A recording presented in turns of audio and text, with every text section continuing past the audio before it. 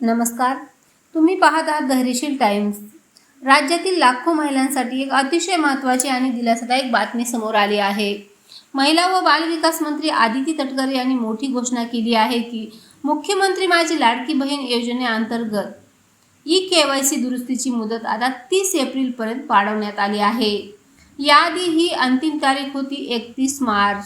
मात्र अनेक महिलांना ई-केवायसी पूर्ण करता आली नाही.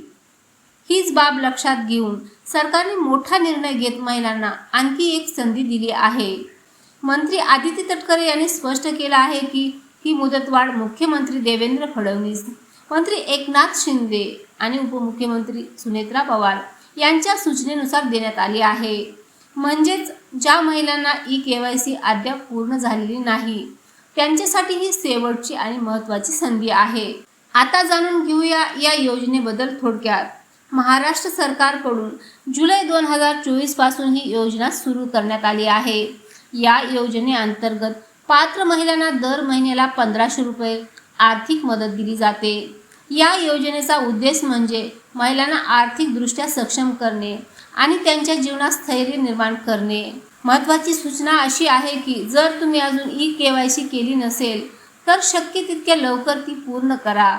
कारण 30 एप्रिल नंतर पुन्हा मुदतवाढ मिळेल की नाही याबाबत कोणतीही खात्री नाही. तर ई-केवायसी पूर्ण न केल्यास तुम्हाला मिळणारा हप्ता बंदही होऊ शकतो. तर काय करावे लागेल? जवळच्या GST सेंटर किंवा सेवा केंद्रावर जाऊन ई-केवायसी पूर्ण करा.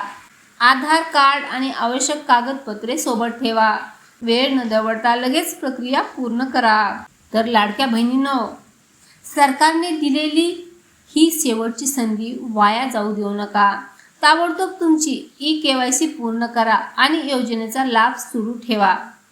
आणि हो, व्हिडिओ आवडला असेल तर लाईक करा, शेअर करा आणि अशाच अपडेट्ससाठी धैर्यशील टाइम्सला सबस्क्राईब करायला विसरू नका.